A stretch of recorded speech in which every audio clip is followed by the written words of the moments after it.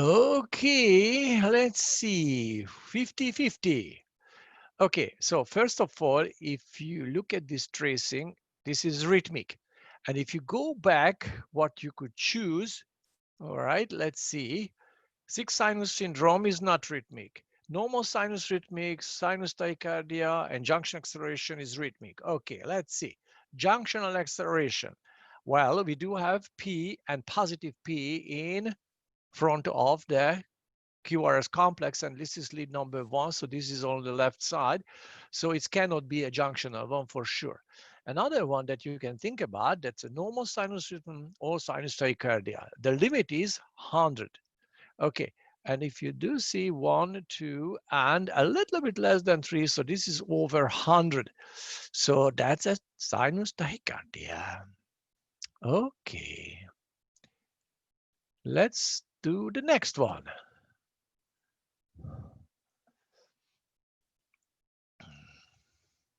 That's very, very characteristic.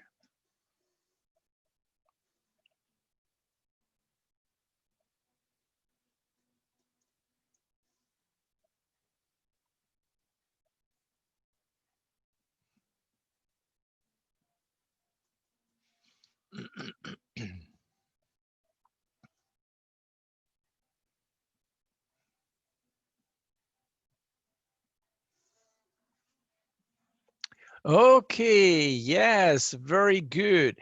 Atrial fibrillation is arrhythmic. Arrhythmic, please. Okay, good.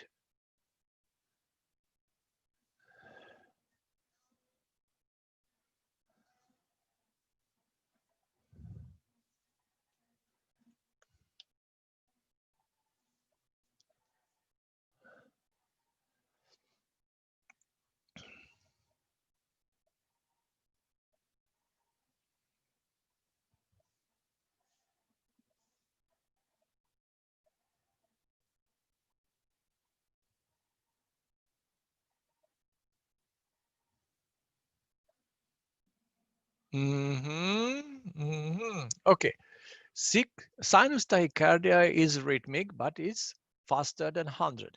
Sinus premature beat is only 1 beat is out of order. Only 1 beat is out of order. So the other part should be rhythmic. Sixth sinus syndrome is completely arrhythmic. Let's see. If you are looking at this one, can you point which beat is out of order? Anybody can answer. One. Which one? The between the first one and second one. This. The first Why? one. The The first first one. one. Well, how do you know that the first one is out of okay, you can Actually, forget. yeah, the second So one because the distance is different. yeah, the different is different here, here, here, here, here. But you can see that the distance is longer, shorter, shorter, and getting elongated again.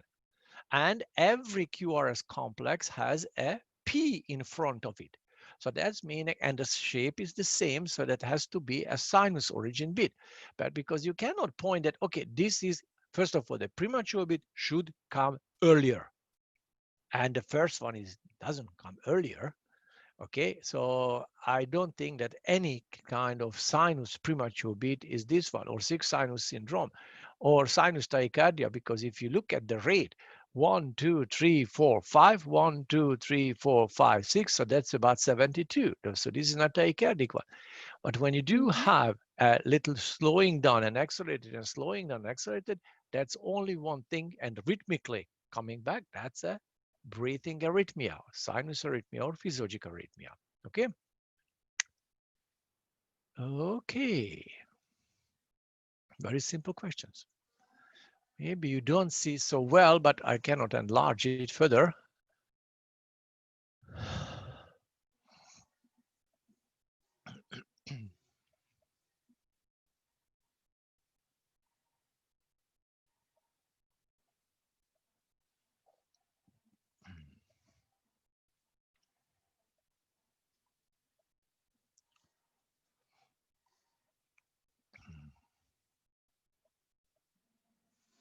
Oh, very good, very good. So more positive answer is here. Now you can see the arrows, and this is arrhythmic, And basically, you do have different P waves when the arrows is pointing.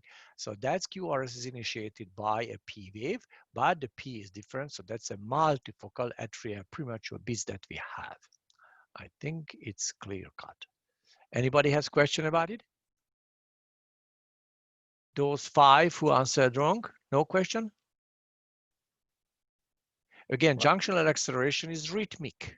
It's rhythmic, has to be rhythmic. 6 sinus syndromes, please, let's remember that's arrhythmic. And we have to have sinus P waves, okay?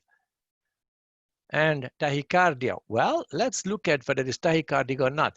1, 2, 3, 4, okay, let's make it 4. 1, 2, 3, 4, 5, 6. Okay, so it is 84. It's not. Okay, let's go to the next. Wow.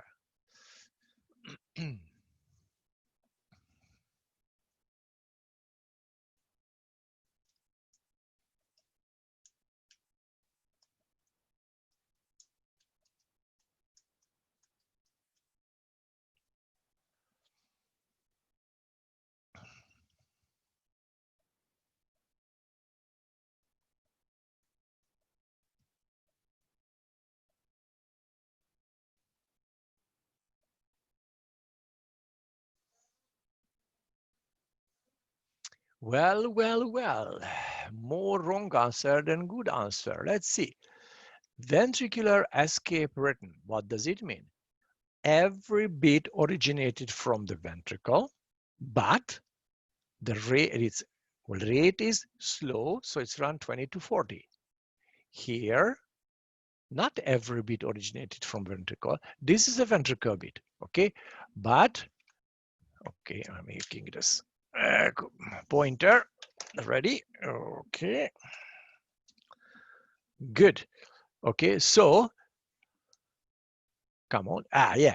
So this is from the ventricle. That's a T wave, QRS, P wave. So that's a ventricle. That's a sinus. That's a ventricle. That's a sinus.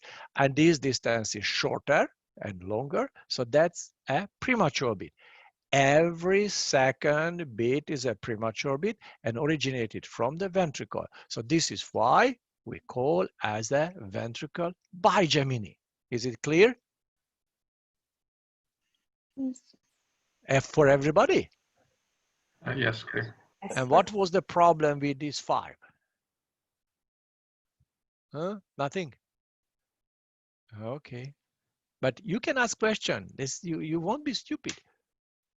Okay, let's go next one. Okay.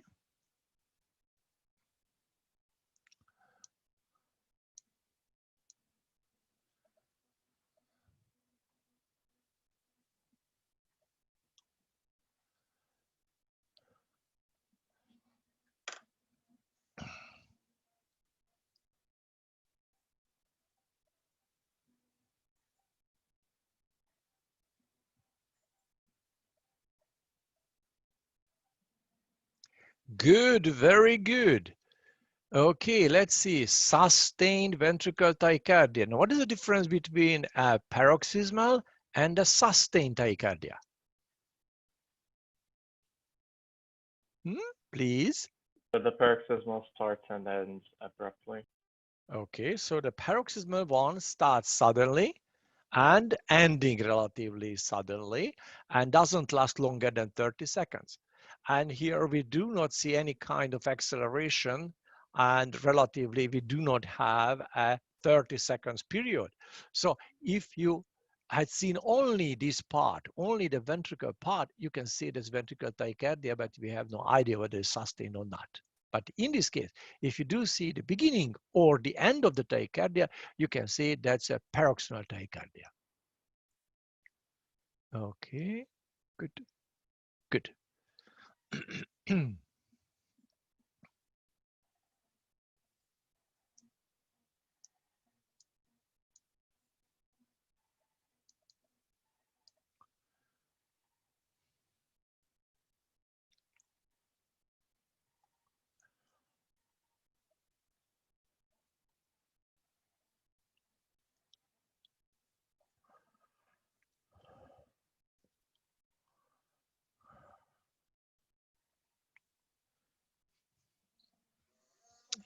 Yeah, okay. Now, whoever answered the sinus arrest, 6 sinus syndrome, including sinus arrest as well. So that's true, but junctional escape rhythm, again, junction and any kind of escape rhythm is rhythmic, and this is not rhythmic. So this is arrhythmic, and we do see P waves. Okay, whoever answered that that's a sinus arrest, okay, if you're looking at only this distance, yeah, that's a arrest, sinus arrest. But here we do have sinus tachycardia. But globally, if you want to diagnose the whole ECG, that should be the 6 sinus syndrome. Okay. Question? No. Don't worry, we still have more ECGs to come. Okay.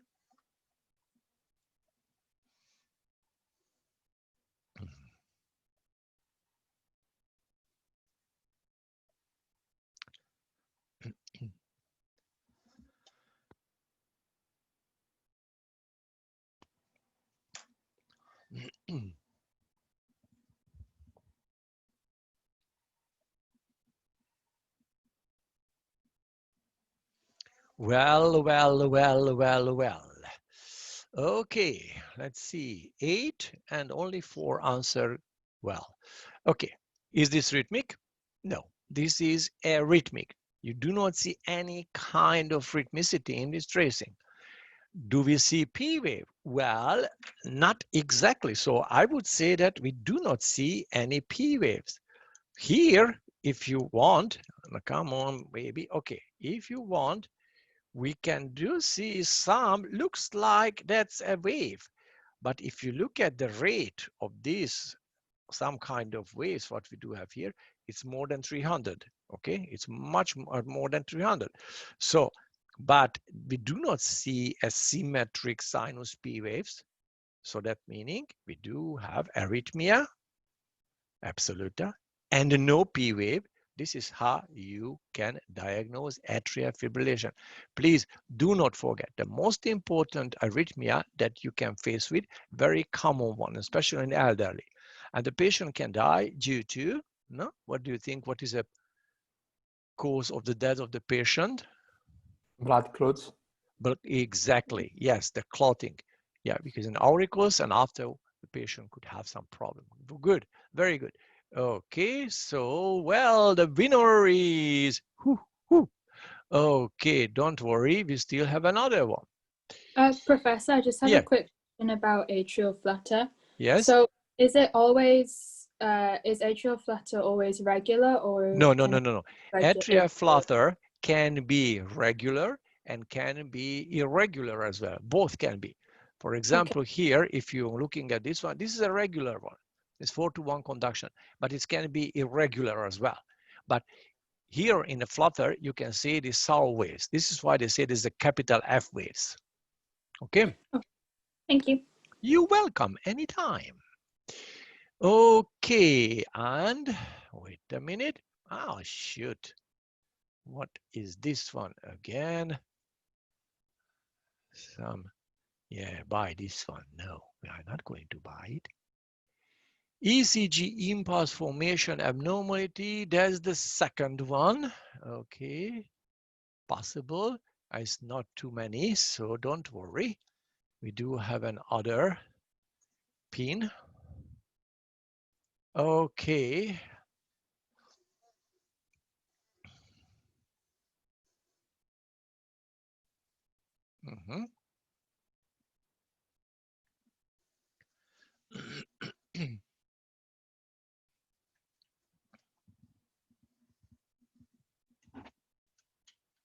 Wow.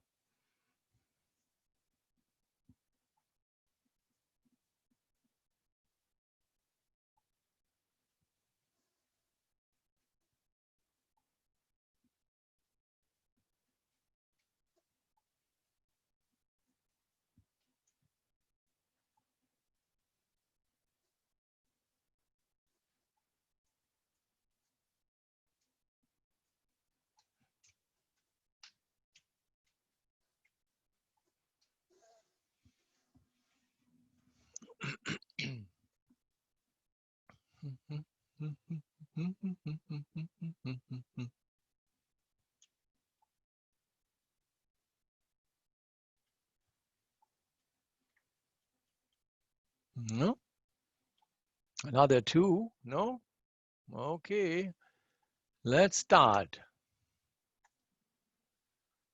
Okay, very simple questions that we have again. What kind of arrhythmia we have?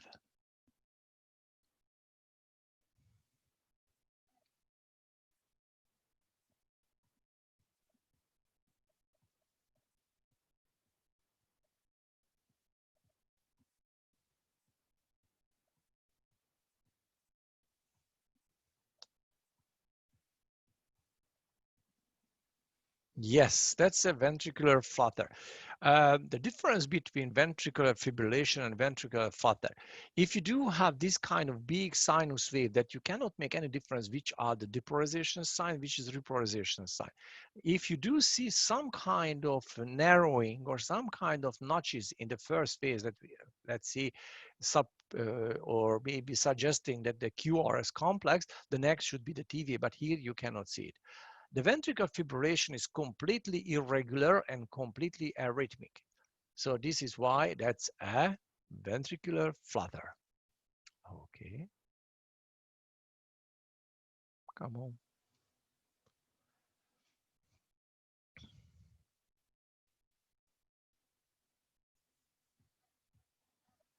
First question is rhythmic or not all the time? That should be the first question. Do we see the beginning of the tachycardia? No.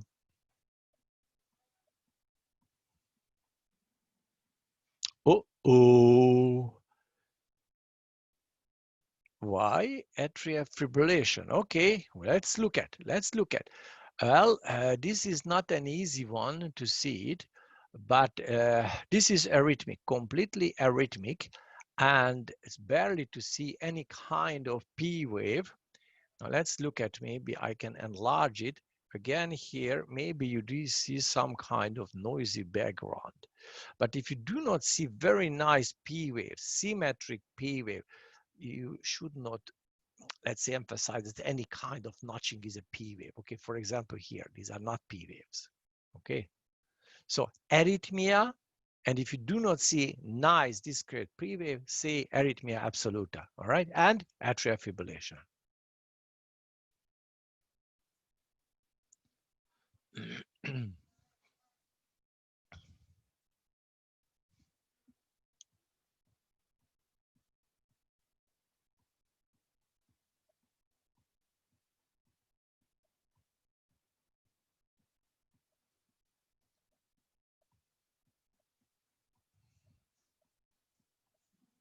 Yes, now that's an escape rhythm because it's rhythmic. But make note, this is a P wave, see? A retrograde conducted P wave. So you do see a ventricular rhythm that's very slow. 1, 2, 3, 4, 5, 6, 7, almost 8. So it's 24 maybe.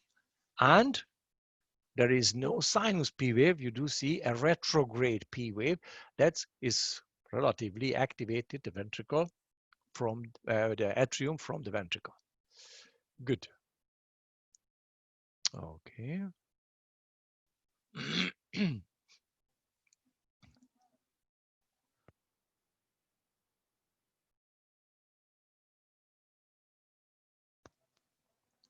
Again, is it rhythmic?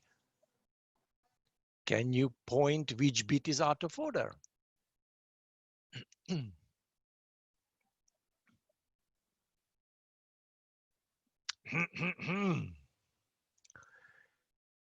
Okay, so this is arrhythmic, you can see.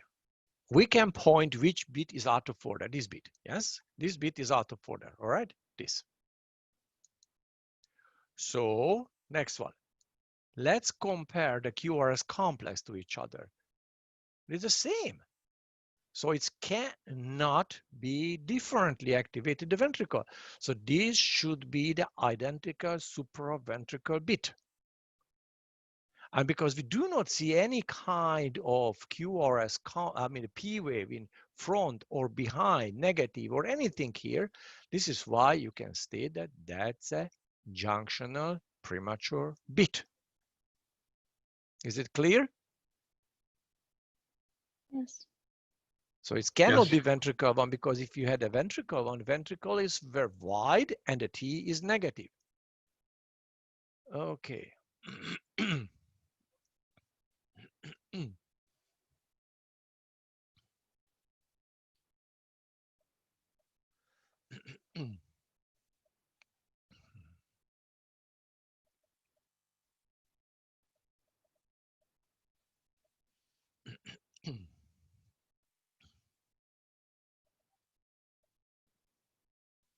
Okay, well, most of you figure out that that's a ventricle, is ventricle couplets.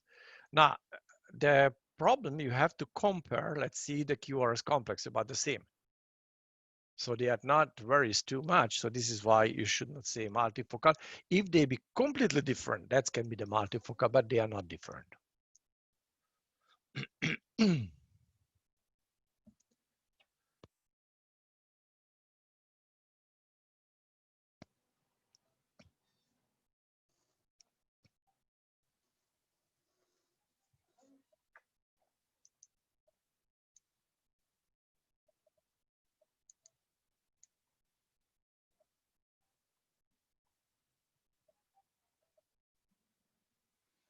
Yeah, that's a multifocal atrial tachycardia. This is not a sinus tachycardia, because if you had a sinus tachycardia, the P should be identical and should be rhythmic, and this is not rhythmic. Atrial fibrillation, well, we do see P wave, so it's not. Okay, paroxysmal atrial tachycardia. Well, okay, the multifocal atrial tachycardia or paroxysmal multifocal atrial tachycardia is still a paroxysmal one, so that has a little bit, let's see, good part, but you should choose the best answer. The last one. Wow, so simple one.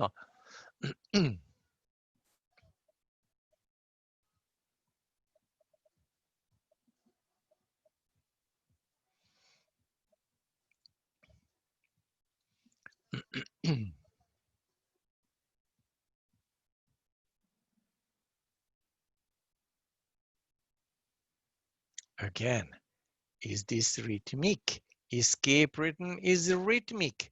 This is not rhythmic, and not every beat originated from the ventricle. This is why it cannot be escape rhythm.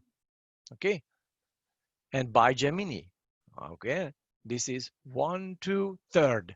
1, 2, third. So every third bit is a premature bit. So this is why is a trigemini. And because originated from the ventricle, this is why is a ventricle trigemini.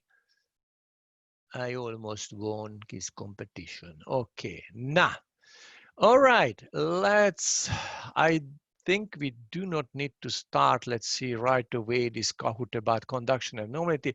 Let's discuss the conduction abnormality. Hopefully, oops, this is not that I wanted. Okay. Arrhythmia, but I don't think conduction abnormality.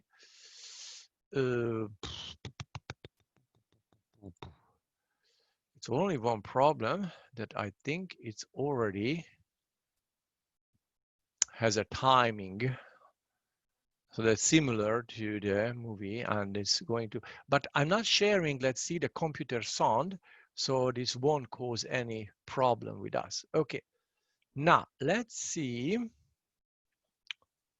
Okay, I'm going, maybe I do have some, maybe this one. Yeah, I think that should be, okay. It doesn't have any. Okay, good. Now, so we're still talking about arrhythmias. As we discussed the last time, oops, and go back. Yes, so arrhythmias. Arrhythmias can be due to impulse formation abnormalities or conduction abnormalities. So far we discussed, let's see, the impulse formation abnormalities when the impulse is not formed regularly or the impulse doesn't form by the sinus.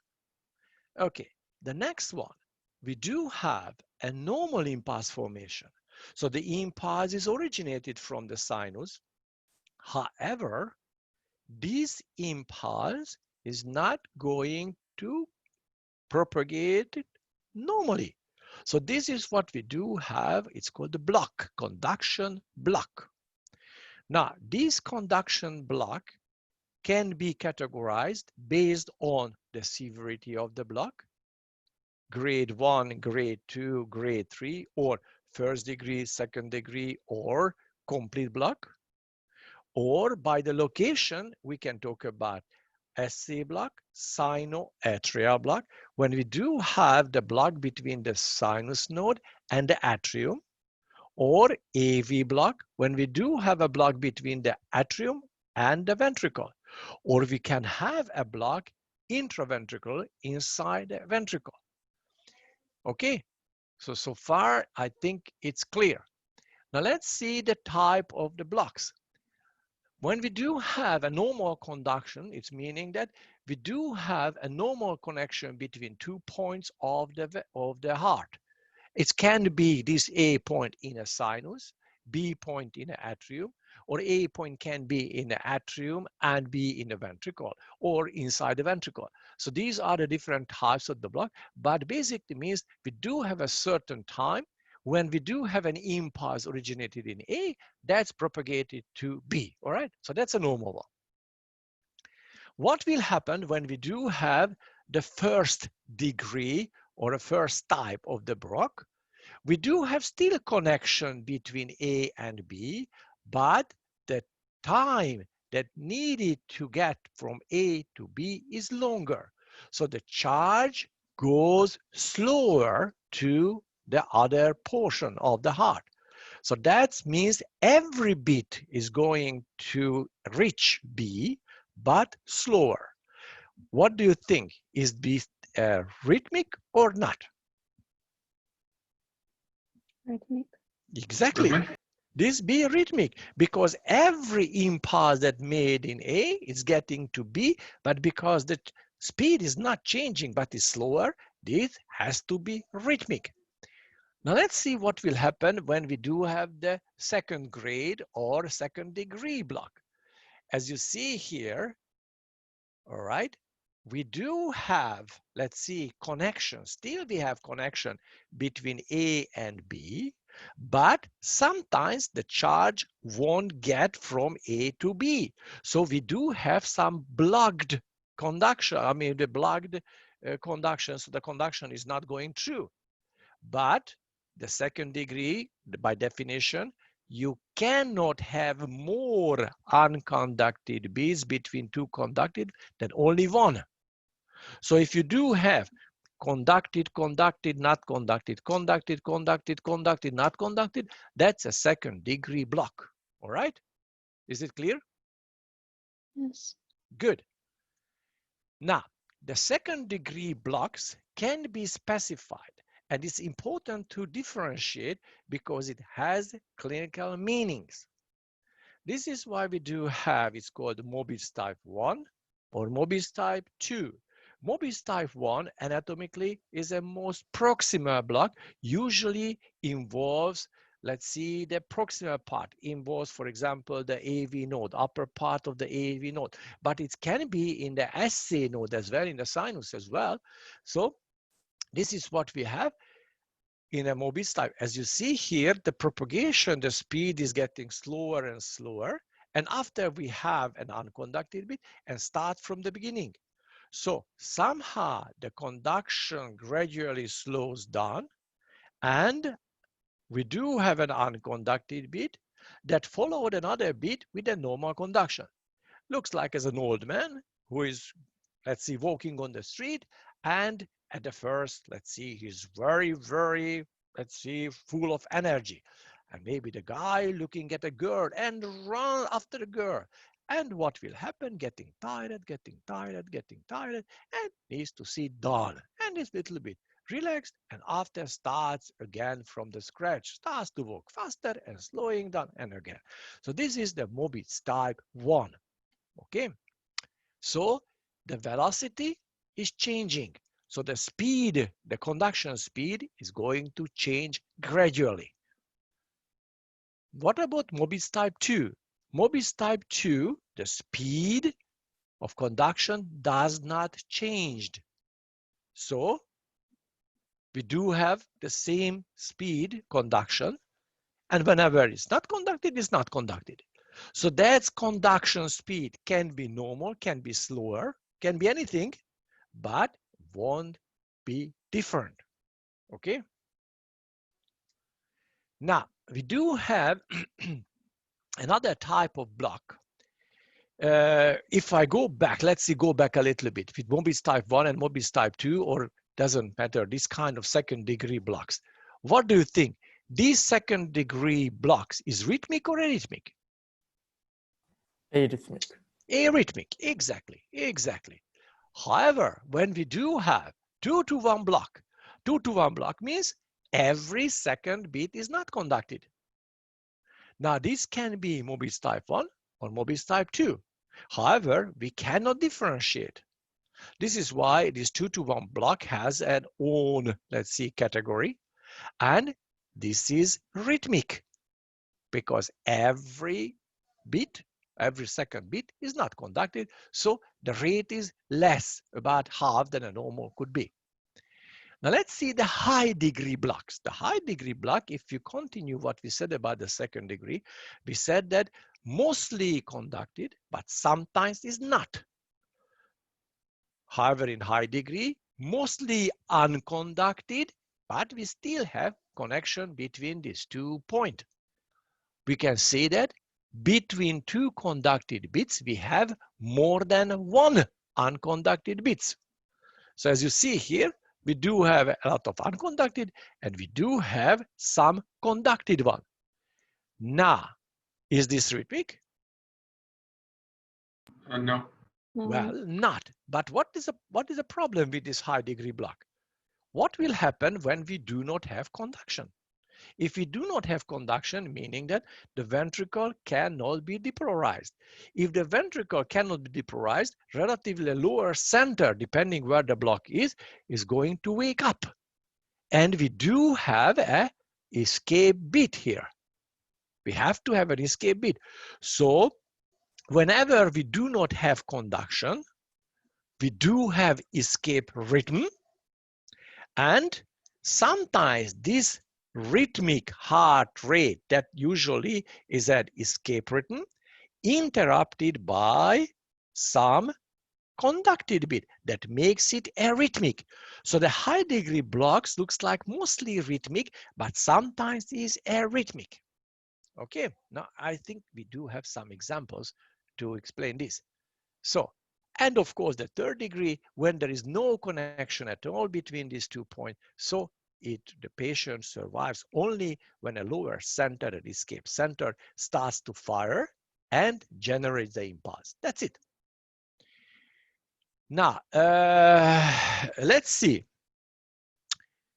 So this is the summary of the conduction types.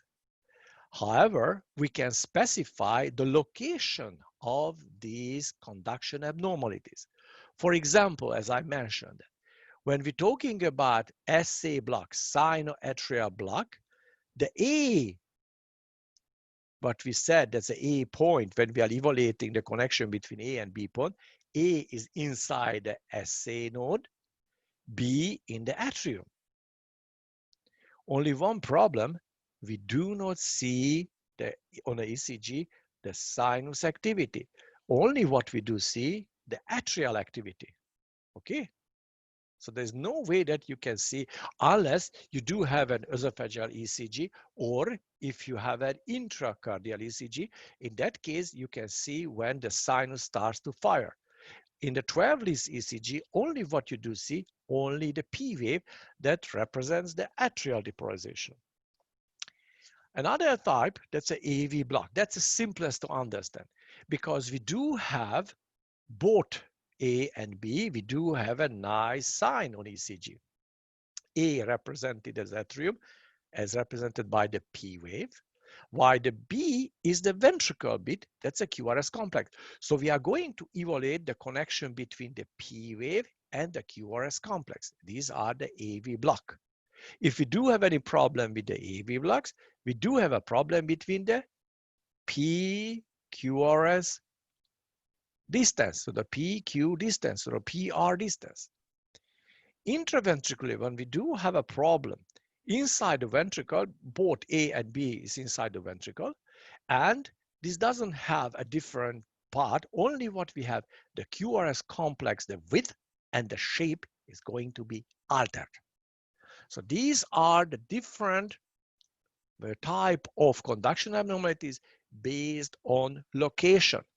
And of course, we can have any first degree, second degree, Mobitz I, Mobitz II, third degree, everything, okay, depending on the location.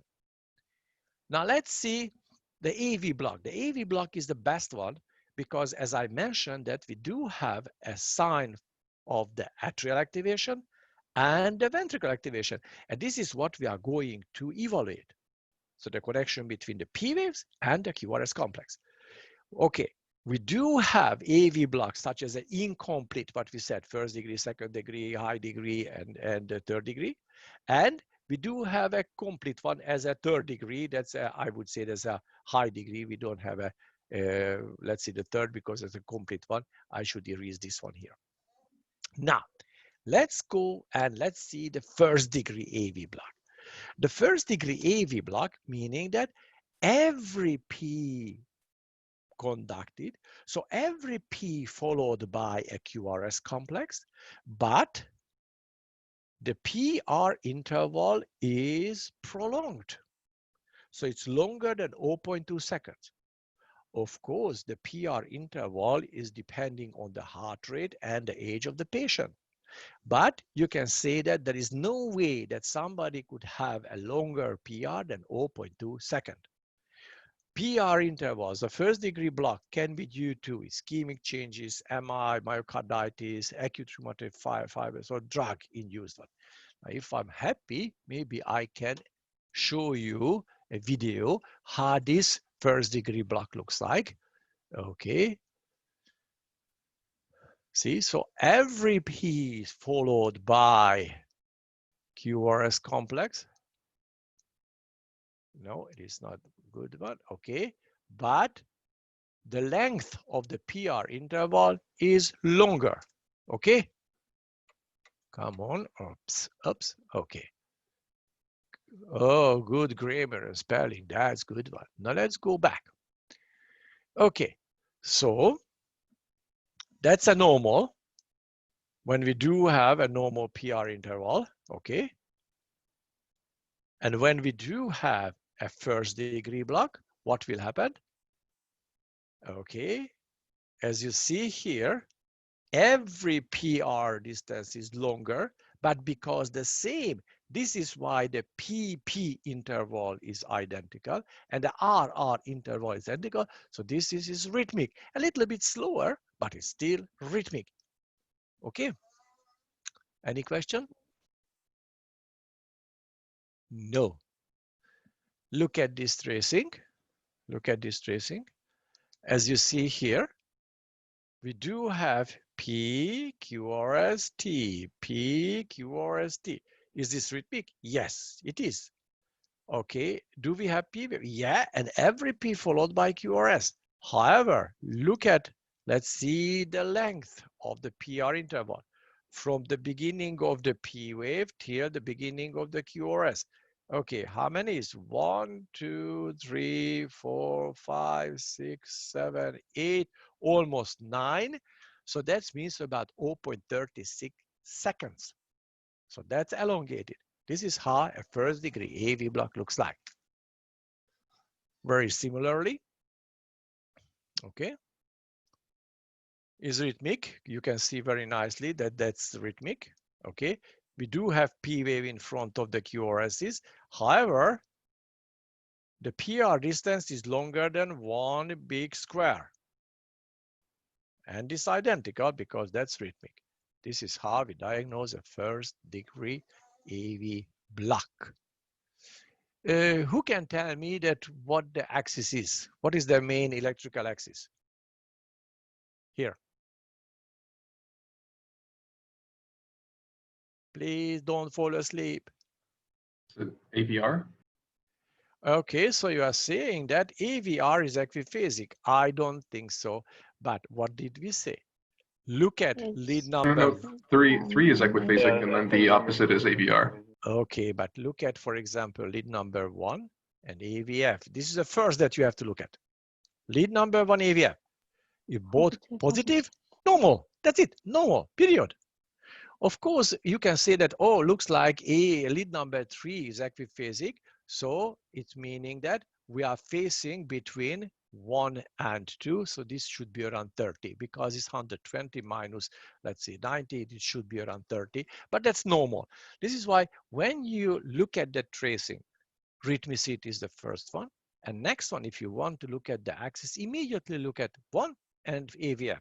Both positive, normal, immediately, period. You don't need to, let's say, deal with the axis further. Now, second degree AV block. What does it mean? Second degree AV block means that we do have mostly the P conducted, but there are some is not conducted. So the RR intervals not the same. And the atrial rate is higher than the ventricular one. This is why it's a rhythmic one. Now let's see the Mobitz I and Mobitz II.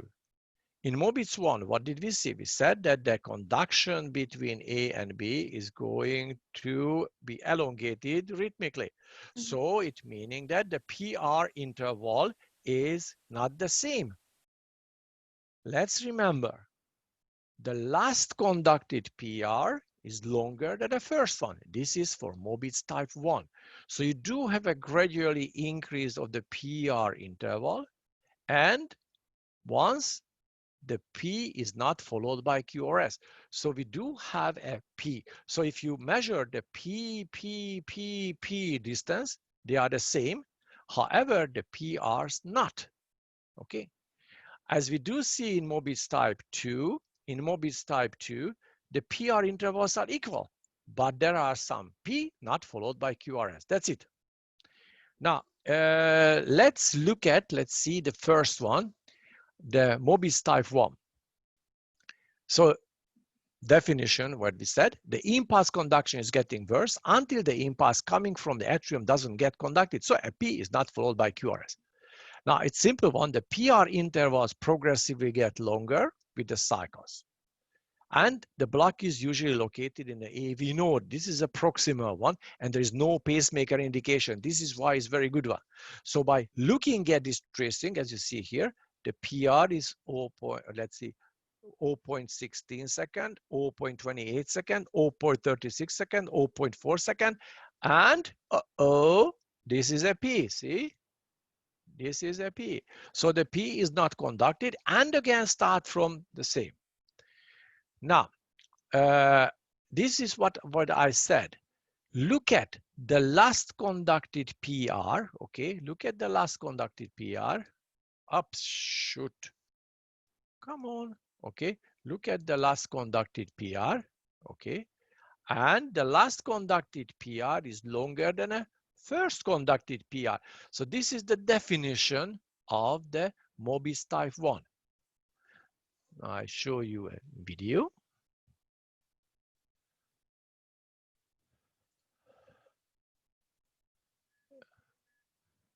See, it's getting longer, getting longer. This is not okay. And once it's not conducted, this is not conducted. Again, this is not conducted. And the last one is longer than the first one. This is how you diagnose a second degree AV block, Mobitz type 1. Now, I'll show you further, okay? That's a normal one. This is the normal situation, okay? Oh, that's not a normal situation. This is Mobitz type 1. So what we have here, as you see here, the first PR is shorter than the next PR, and that's shorter than another PR, and we have an unconducted P. However, if you get a paper and mark the P distance, they are identical. Okay. Yes.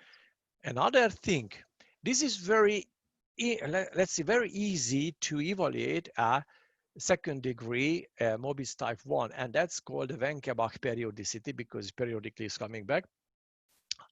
However, when we are going to talk about the SA block, when we do not have any A because we do not see the sign of the sinus activation, if you want to diagnose, for example, AV block, Mobitz type 1, without looking at the P wave, that's be very similar to the SA block, only by looking at the RRR distance. What you can see, if you're looking at the RR distance, they are getting a little bit shorter. And when you have the dropped P, this distance as less than twice as the last RR interval. I think I do have an explanation on this one. So if you are looking at, for example, relatively what we have here, we are going to measure the RR1. So which is the RR1? The RR1 is equal with the PP distance plus the PR2 distance, okay, minus the PR1, okay? So here we do have what is the first RR distance. Similarly, you can do the same for the next RR, whichever is the PP distance plus the PR distance minus the PR2 distance. And because the PP is identical, however, the PR2 is less than PR3 and so on, out of this one, it's coming out that RR1 is longer than RR2 and then RR1. So this is why this blocked RR interval is shorter than the last RR interval taking twice. Now, at home, you can think a little bit about it, but this is another clue how you can diagnose, let's see, a Mobitz type 1 AV block, but you are not going to use it to diagnose AV block, but this is used to diagnose an SA block. We shall get to this point, don't worry. Okay, now this is Mobitz type 1, as you see here. First of all, is it rhythmic? It's not rhythmic. You can see it's not rhythmic. Do we have P wave? Yeah. What we have to do now, measure the PP interval. And you do see that we do have about equal PP intervals. However, we do see an unconducted P. And now you can look at the last conducted PR. Okay, the last conducted PR and compare to the first one. They are not the same. So this is why is a second degree AV block, Mobitz type 1. Now, so far everything is fine. Yes. Yes. Okay, please don't fall asleep. Okay, now let's see the Mobitz type 2. Mobitz type 2, the PR intervals are constant. So this meaning that the RR intervals are constant, except when we have the drop P, because that part is twice as much as the last conducted. Let's look at it.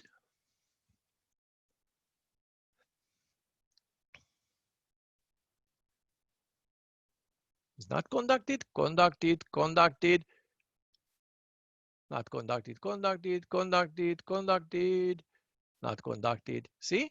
But so, and this meaning that the last conducted PR is identical with the first conducted PR. So the PRs not changing. And because the PRs are not changing, the RR intervals are the same. And when you do have this drop Ps, this distance is twice as much as the last RR distance. Okay. Now, the 2-to-1 AV block is a simple one because every second P is conducted, so it's followed by QRS complex. Now, and of course, this, well, you have to determine, for example, whether it's Mobitz type 1, Mobitz type 2, because Mobitz type 2 needs pacemaker. That's a distal type of block, mostly due to ischemia and mostly irreversible block. So the patient life is depending on the ventricle escape rhythm, and the ventricle escape rhythm cannot maintain a normal cardiac output. This is why a pacemaker indication. So if somebody develops, for example, a first degree, further second degree AV block, and this second degree AV block is Mobitz type 2, immediately pacemaker indication. Now, another thing, Mobitz type 1 AV 2-to-1 AV block can be type 1, type 2, and of course we have to determine which one is that one. But a clinician doesn't, let's see, hesitate. They will put a pacemaker immediately because they are afraid of being this patient maybe has or not recovering, let's see, as a ventricle rhythm. Now let's see how does it look like. Okay, it's rhythmic. It's rhythmic and the rate is very slow, but you see that's a supraventricular rhythm, and every second P is not conducted. This is how you can identify the 2-to-1 AV block. So if you're looking at the PR interval, the PR interval is the same. So the last one is the same as the first one. And because everything is okay, but the R or interval is very, very slow. So you see twice as much P wave and a QRS complex. Okay, this is very similar. Okay, rhythmic? Yes. Do we have P wave? Yeah, but we have more P wave that we should. And we have twice as much. This is why is that 2-to-1. Now, high degree. Now, that's a little bit difficult to understand. Relatively, it's easy to see that a lot of P's that is not followed by QRS, but we do have some kind of escape rhythm, mostly ventricular escape rhythm.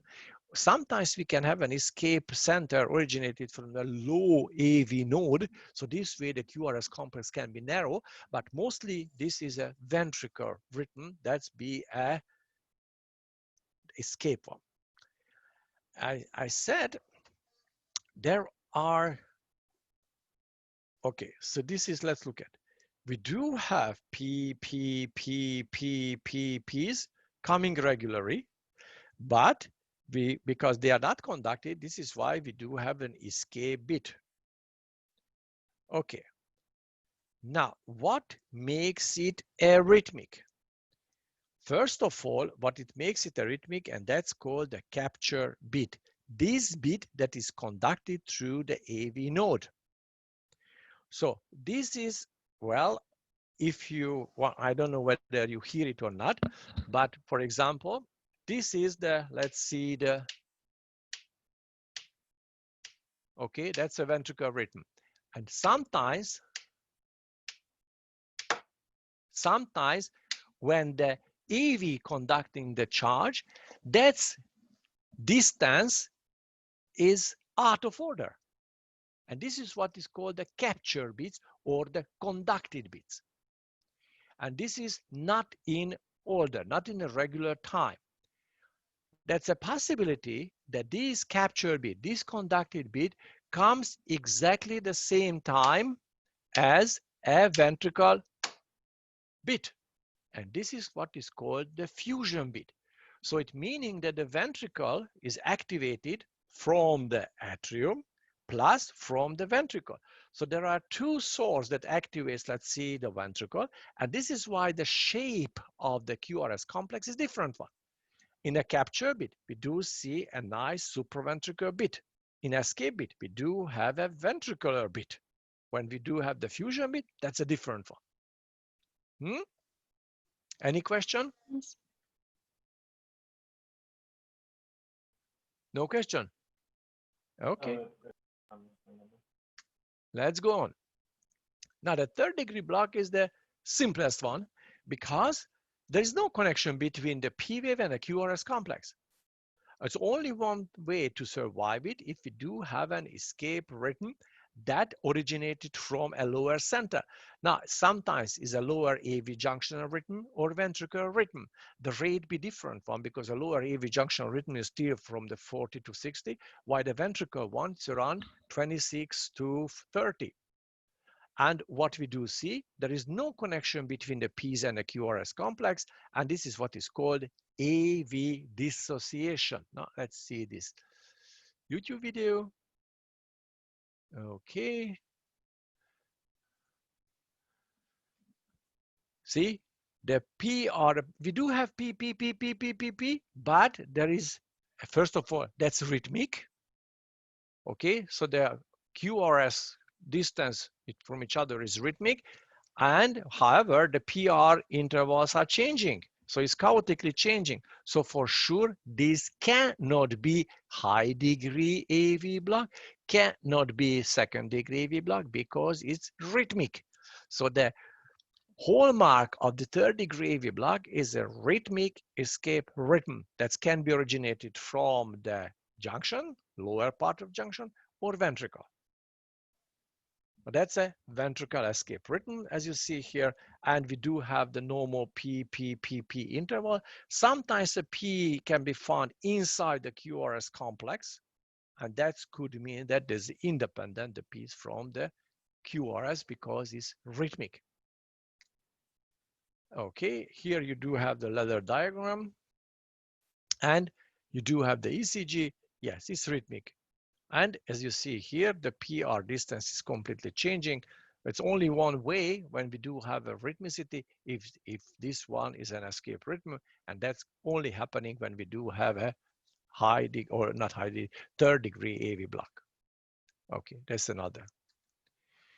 Now let's go and let's see the sinoatrial blocks. Now, what is the problem with the sinoatrial blocks?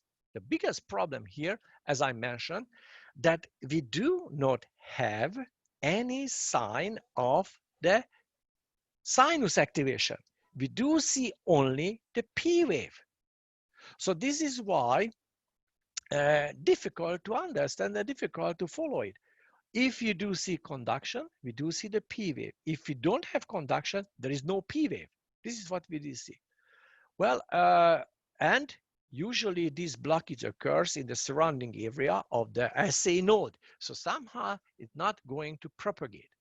Of course, if we do not have conduction, there is no P and no QRS complex. If we do see conduction, we have a normal P, normal PR interval, and normal QRS complex. Okay, now let's see. The first degree SA block, there is no sign because every bit gets out from the sinus node, gets into the atrium, and atrium goes to the ventricle. So that's be no sign on ECG. That'd be a normal regular rhythm. It can be a little bit slower, but who can tell you which is a normal one? So there is no sign on ECG. If you had, let's see, an intracardial ECG, now you can see when the sinus is activated and when the atrium is activated. Now the second degree SA block, okay, that's very similar to the AV block, but now we have to evaluate the connection between the sinus activity and the atrial activity. And whenever the sinus charge not getting to the atrium, there is no P wave. So the P disappears. So the P looks like as a QRS complex in the AV block. And of course, we can have, let's see, Mobitz type 1, Mobitz type 2. And if you go to the third degree block, every impulse is blocked. So there is no P waves. And we do have an escape rhythm originated from the junction. Now, the difference between the sinus arrest and a third degree SA block, in sinus arrest, there is no impulse formed by the sinus. In third degree, or doesn't matter, second degree, relatively, we do have a sinus activity, but the charge not getting through, let's see, the surrounding. So that's the difference one. And usually it's difficult to make any difference between, let's see, this sinus arrest or a SA block. Now let's see the second degree assay block, Mobitz type 1. If you remember what we said about this assay block, and let's go back to the AV. Look at only the RR interval, but now the R is the P wave is here. So the PP intervals are getting shorter, and after there is no P wave. And if you measure the last or the unconducted piece here, that's be shorter than taking twice the last PP interval. This is how you can diagnose the assay block Mobitz type 1. Okay, so we do have a normal, and let's see how the assay block looks like. As I mentioned, that the PP interval is getting shorter, and when we do not have any P here, this gap is shorter than taking twice the last one. Okay. Yes. So that's a little bit difficult to understand this assay block because there is no sign of the sinus activation. But very similarly, here you can see the PP last is longer than a PP first. You can use this one similarly to the RR distance in the AV blocks. In Mobitz type 2, there is relatively what the difference? The same. So the last PP, the same as that, and exactly twice as much, let's see, twice as long this distance is here than here. This is the Mobitz type 2. And the difference between AV and SA, there is no P wave. Why we do have P when we do have an AV block, okay?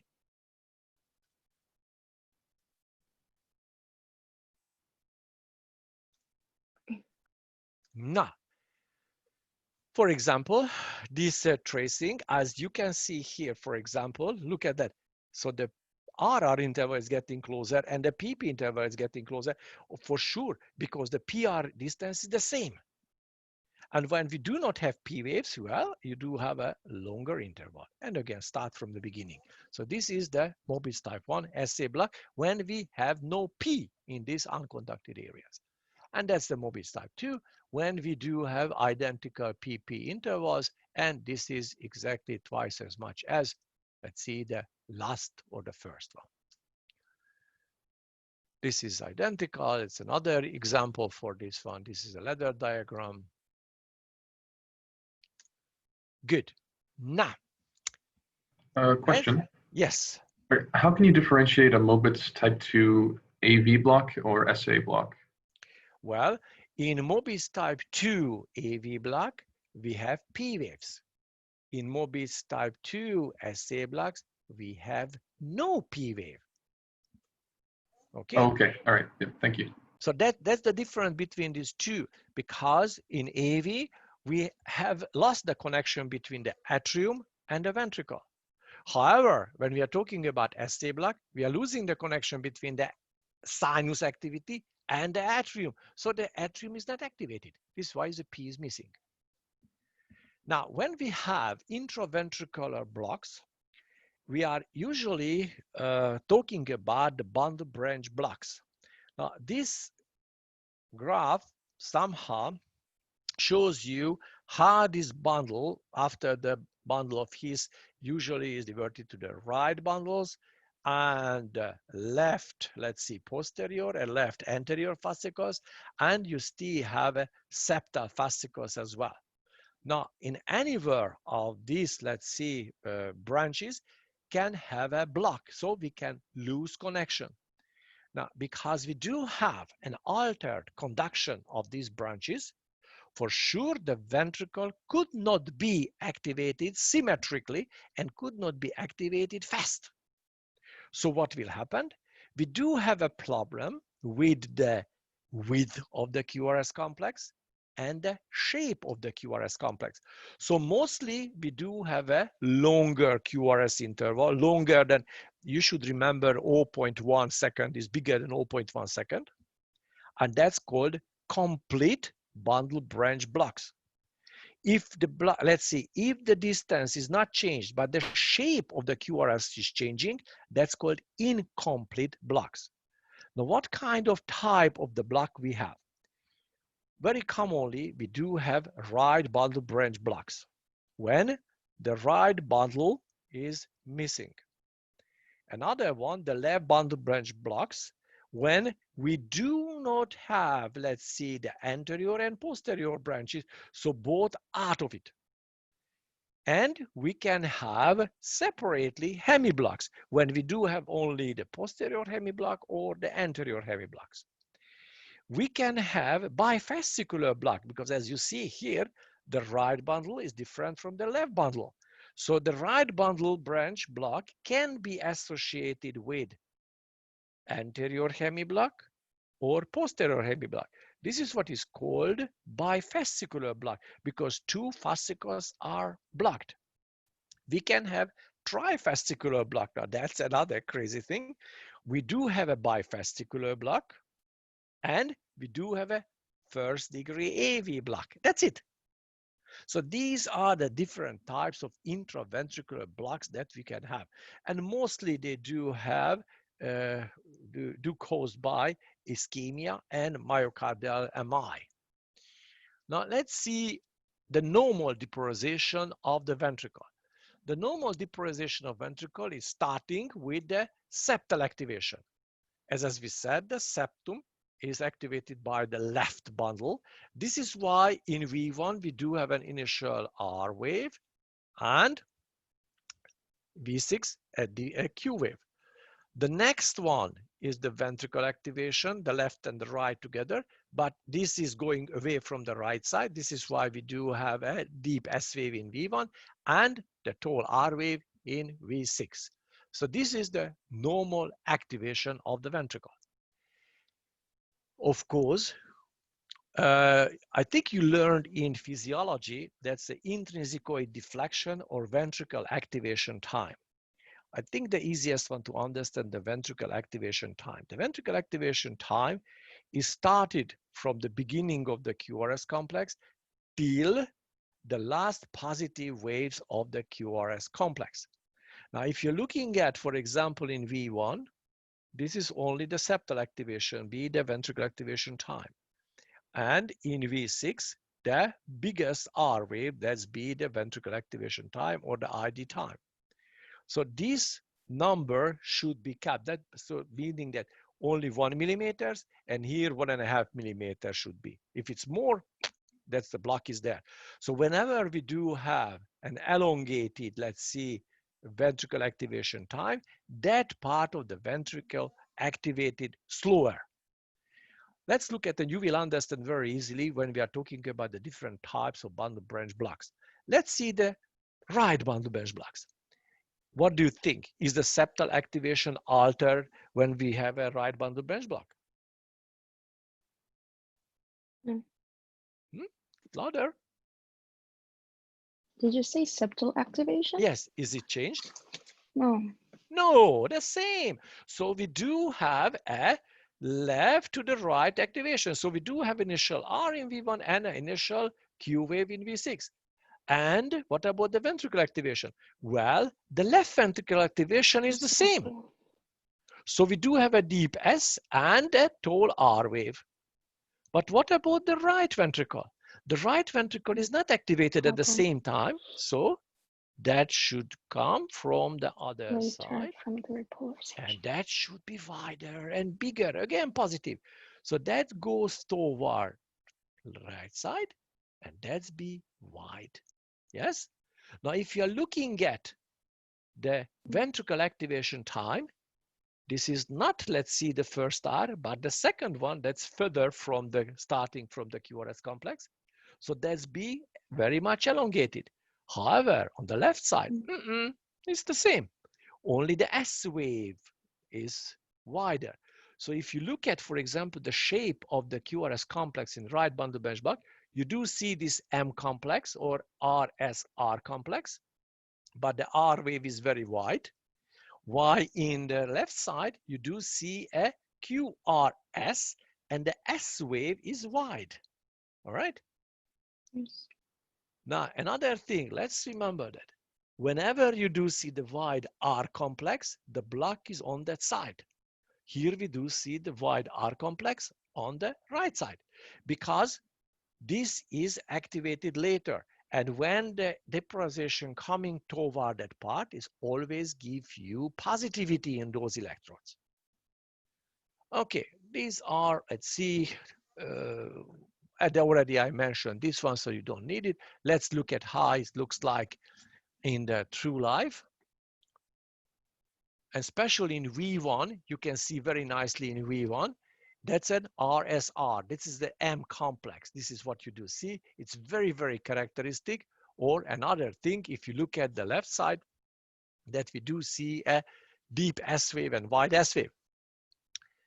Remember, if we do have an abnormal depolarization of the ventricle, meaning that ventricle cell conducting the charge, so not only the depolarization is altered, but the repolarization is altered as well. So it's meaning that the STT segment is altered. And this is what is called secondary ST changes. And that's be different from the primary changes that is due to ischemia. This is why if you do have any kind of conduction abnormality or impulse formation abnormality that can explain why the charge does not activate the ventricle normally, you can expect some kind of abnormality in the repolarization as well. So in right bundle branch block, mostly the second part of the QRS complex is abnormal. The beginning is fine. However, the last one is not. You can see here, okay, rhythmic, very nice. P wave is there. And if I get closer, okay, you do see that on the left side, lead number 1, lead number 2 is left side lead. The S wave is wide. And in V1, you do see this RSR complex. So you do see the nudged R complex, okay? Sometimes you do not see this nice RSR complex, only you see a nudged R complex or a simple R complex in V1, but in V2, you can see the nudged R complex. So that's be very, very characteristic. Now, when we talk about incomplete block, this meaning that the width of the QRS is not wider than 0.12 seconds, but the shape is identical. Now, that can happen in acute pulmonary embolization or coronary diseases or ischemia and so on and so on, or right ventricular diastolic overload, myocarditis. So this can happen, or normally can happen as well. Somebody has an incomplete right bundle branch block as well. Now let's look at what will happen when we have a left bundle branch block. Now, what do you think? Is the septal activation altered? Yes. Yes. Yes. Okay. So it's meaning that the septum cannot be activated from the left side. The fascicles, 90% of the fascicles that usually triggers the septum is originated from the left bundle and 10% coming out from the right bundle. So in this case, what will happen?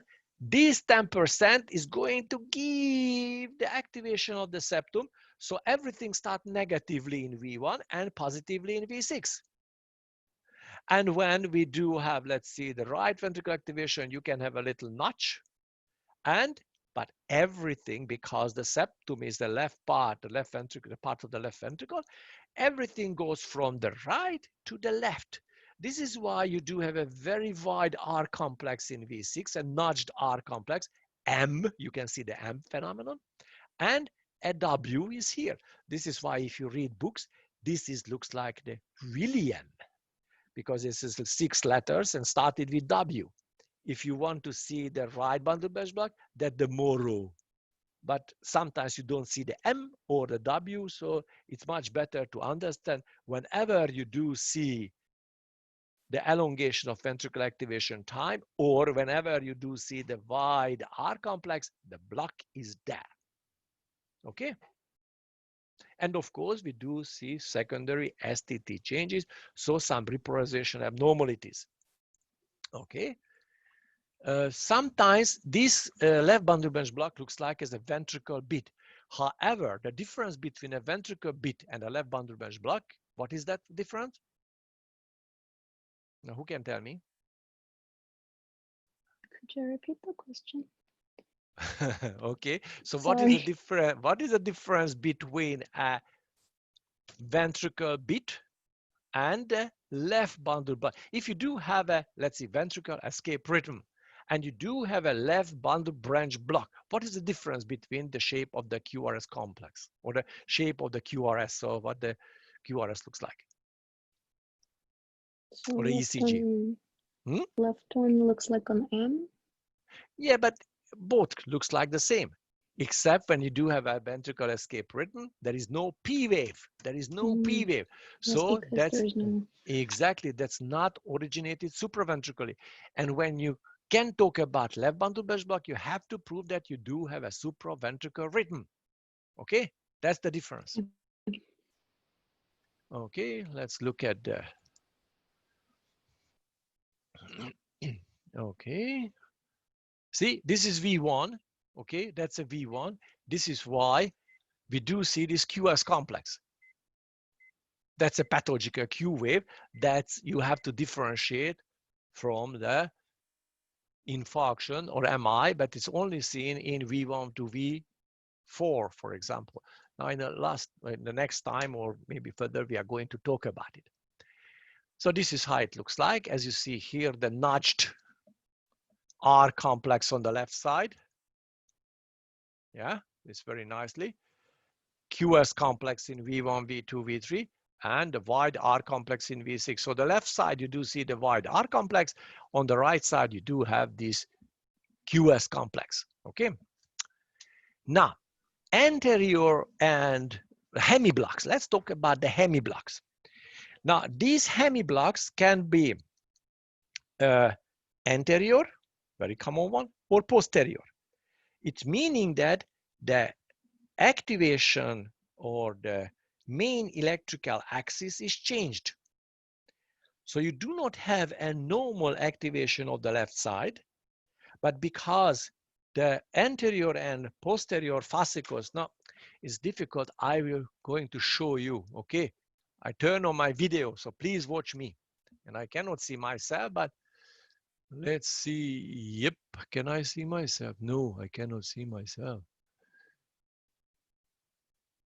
No.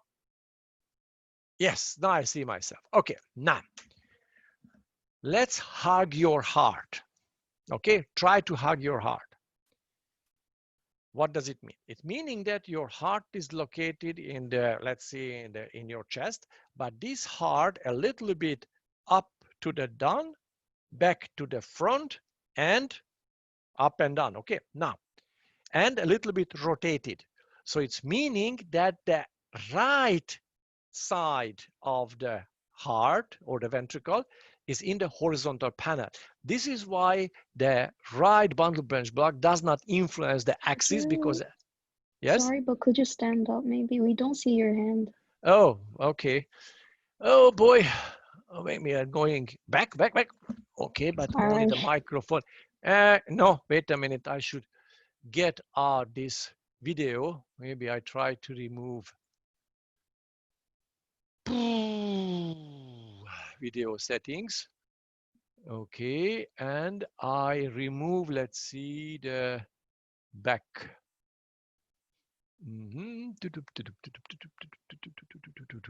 If I could find it, how can I remove it? I would be very, yeah, virtual background. That should be nothing. Okay, no, it doesn't work. No. Yes, maybe I can go back. None. Okay, wow, now you can see. Now you can see my hand, yes? Yes, thank you. Good, you're welcome. But you can see the order in my house. That's not good. Okay. It's organized. Yeah, my wife is not here, so it's okay. Now, let's see. So you can hug your heart, okay? And that meaning that your left arm, that is the anterior hemiblock, that is running from left to the right on the front, and the posterior that is running from right to the left on the back. That's a posterior. If you do have let's see, an activation, of course, it symmetrically activates the ventricle. But what will happen when the anterior is not there? Only the posterior can activate this anterior part. So the depolarization axis is pointing to the left. Okay? And the opposite happening when you do have a posterior hemiblock. So everything goes toward the right side. All right? Yes. Now, it's very easy to understand and very easy to remember. Okay, how do you hug your baby? Basically, the baby likes sleeping on the left side because the heartbeat of the mother is relaxing the baby. So this is how you hold your baby. And this is how you should remember how the, let's see, the bundles or the fascicles is lying on this heart. And if you have an anterior, that's usually is up, and the posterior is down. This is how you can make difference between, let's see, the two arms, and your arm is always with you, so you can have it. Okay, good. Now, so how we are going to diagnose this hemiblock, anterior hemiblock? Very simple. We do have an extreme left deviation. Simple. The mean electrical axis is facing from between -30 to -90. That's it, period. And the QRS complex is not wide. Only the axis is deviated.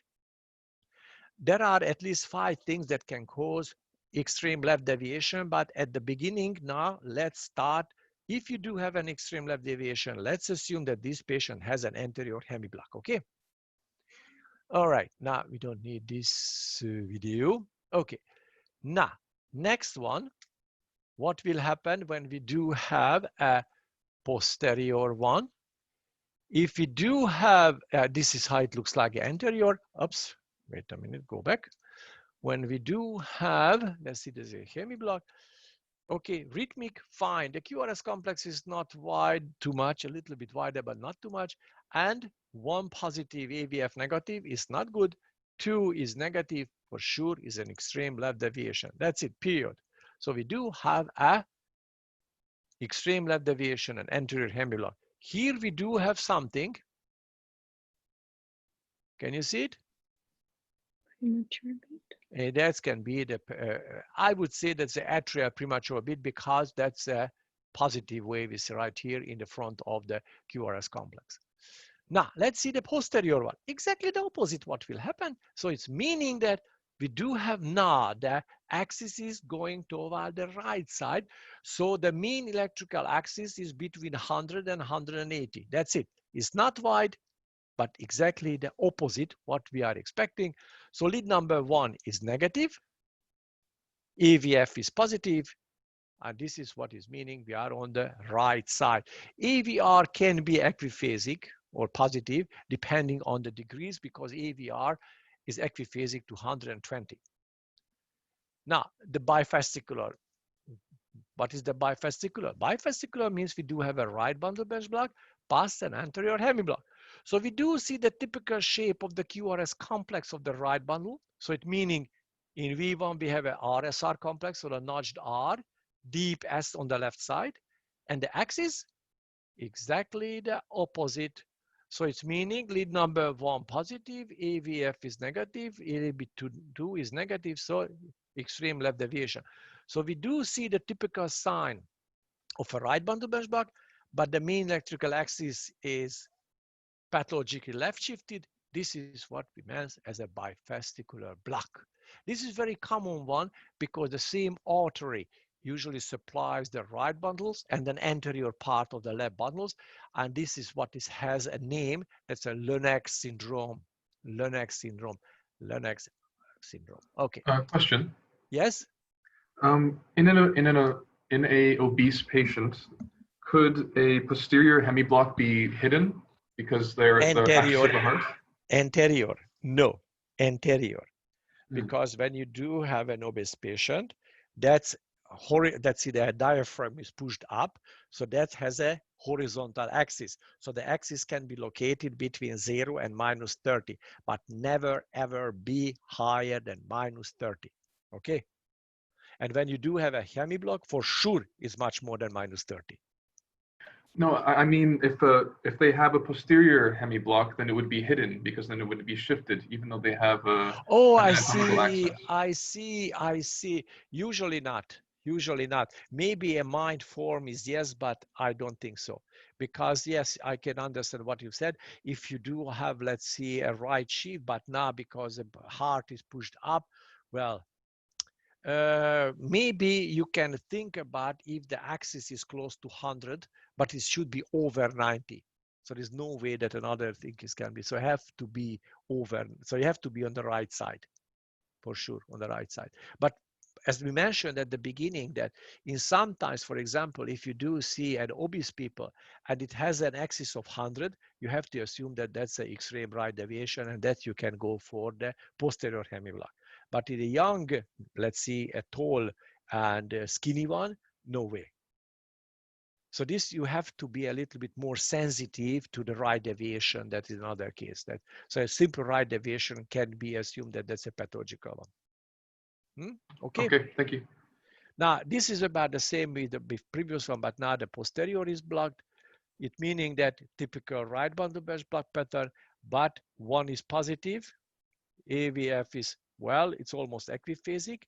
Lead number 3, okay, and that's not good.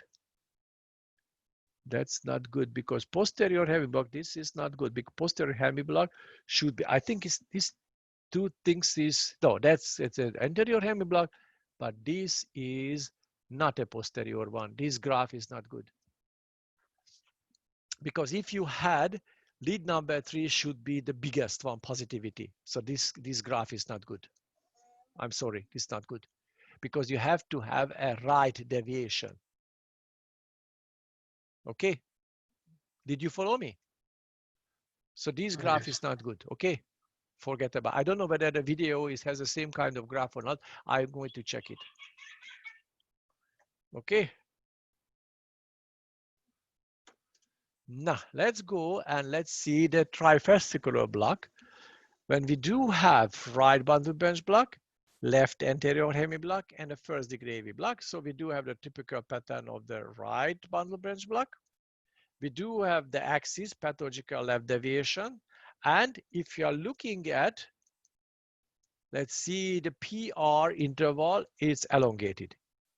This is how you diagnose that's a trifascicular block.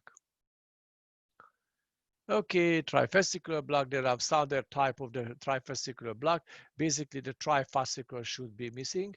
And that can be, as I mentioned, that can be together with the posterior one, or a left bundle branch block together with the first degree AV block, or if you do have an alternated right bundle branch block or left bundle branch block. And so sometimes some bit is left bundle branch block pattern, and some other one is right bundle branch pattern. That can be the trifascicular block. Now, this is the trifascicular block is right here. That's meaning that we do have a left bundle branch block, plus we do have a little bit elongated PR interval. Okay, rate dependent right bundle branch block. Now, so far when we mentioned that that patient has a right bundle branch block, every bit was conducted as a right bundle branch block. However, it can happen that this block is not complete. However, it's be complete when the rate is increases, because when you do have a faster heart rate, the repolarization time is less. So the recovery of the bundles or the repolarization for the bundles needs more time. So that's not a complete block, but we don't see the incomplete, because incomplete meant that we do have a shorter PR, in a normal PR interval. Here, however, you can see that when the rate is going to be accelerated, that the pattern, see, that's a normal one, but here you do see that pattern of the right bundle branch block. So at the beginning you have a normal one, and sometimes you do have a pattern of the right bundle branch block, but if you increase the rate, every bit be a right bundle branch block, but the patient is relaxed after going back to normal, let's see, conduction. Now, okay, let's see. So far we discussed when we have a slower conduction, but we can have faster conduction. And this faster conduction that is called pre-excitation syndromes. Only one part of the ventricle and or the heart, we do have a slow conduction, and this is in the AV node. So usually this pre-excitation syndrome is due to a fascicles, an accessory fascicles that is bypassing this annulus fibrosis. That can be Ken bundle or James bundle. There are some other one, but now we are going to talk about only this one. And out of this one is LGL. We don't know exactly whether this GM fiber is persist or not, that we are not dealing with these Mannheim types fibers. We only, the Ken bundle has a very important role because a lot of people, about 7% of the people has a WPW syndrome. So they do have an inborn error. We do have a muscle type bundle that connecting the atrium to the ventricle. Now, this is the Wolff-Parkinson-White syndrome when we do have the bundle of Kent. So as I mentioned, the bundle of Kent that's connecting the atrial muscle to the ventricular muscle. What will happen? When the SA is activated, we do have the P waves. And however, okay, inside the AV node, the charge is slowing down. However, because that's a muscle type bundle, immediately starts to activate the ventricle. So right behind of the P wave, the ventricle started to be activated, but slower. This is why the slope is not as high as another one. And whenever the AV junction charge reaching, let's see, the ventricle, the last part of the QRS complex is narrow, but the first one has a slow, and that's the delta wave, okay? Now, in any other lead, you can see, but mostly in the left lead, you can see it. So what you do see here, that right after the P and a nice slope or slow slope QRS complex is started. And that's the delta wave, okay? That's a very easy to understand, very easy to diagnose. What we do have, the PR interval is shorter than 0.12 second. Because right after, so there's no PR distance, there is no isoelectric gap between the QRS and the P wave, and the QRS complex is wide. This is what we do have a WPW syndrome. Now, this CAN bundle can be located anywhere, but basically we do have two types. We do have an A type and a B type. The A type is located on the left side. This is why we do have a wide R wave in V1. As the B type, we do have a negative wave in V1, meaning that everything goes away from the right side to the left one. This is how you know that which is the B and which is the A type. Now, okay, this is the A type. We do have a nice R wave in V1, and not every lead you can see this delta wave. This is why you should look through the all leads.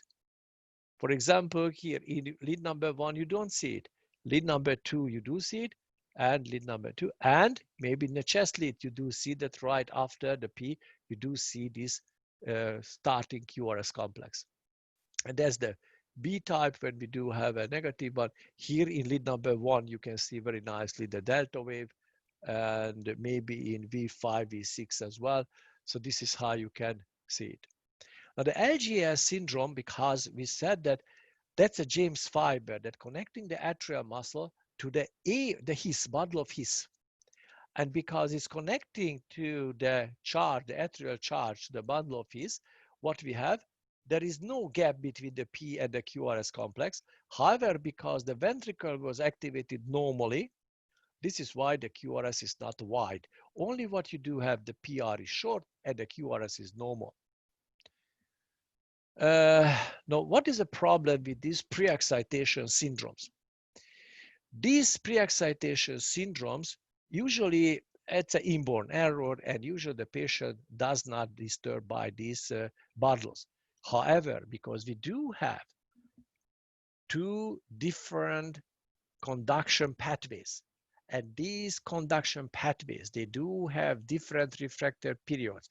They do have different velocity. that can form as a re-entry place. Now, these re-entry place mostly can occur, for example, in WPW syndrome, and that is called AVRT. If you remember the previous seminar when we have AVNRT, when we do have this re-entry cycle developed inside the AV node.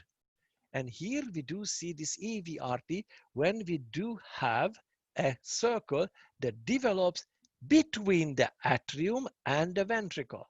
Okay, so this is the big one. Now this is the AVRT. There are two possibilities. One is called the orthodromic, because the normal conduction to the ventricle regular. This is why, so only the Kent bundle reuptakes the charge to the atrium. So all the time the ventricle was activated to the normal conducting system, and the re-entry happening in the bundle of Kent. And that's the orthodromic one. The antidromic one, when we do have an activation of the ventricle that happens to the bundle of Kent, and the AV junction reuptakes the charge, and this way we do have a wide QRS complex. That'd be very similar to the ventricular tachycardia. But the big difference between a ventricular tachycardia and an AVRT antidromic tachycardia, the patient can stop this paroxysmal tachycardia by applying carotid massage. Because if you change the velocity in the AV node, that can be stop the uptake, and that can kill, let's see, these paroxysmal tachycardias. Now this is an antidromic when the QRS is wide, and the orthodromic when the QRS is narrow tachycardias. And this is what the AVNRT tachycardias, when inside the AV node develop this re-entry phenomenon, you do see narrow QRSs, and that's it. And carotid massage doesn't help at all. Usually the AV and RT tachycardias is the most common cause of supraventricular paroxysmal tachycardias. This is how it looks like. There's no widening, nothing at all. This be identical with the orthodromic AV-RT tachycardias, but the carotid massage doesn't help to the people. Okay, so this is the theory that was for today. And we are going to practice with these conduction abnormalities on the next seminar. And I'm asking you, revise, let's see the videos, plus look at the ischemic changes as well. So watch the videos with the ischemic changes.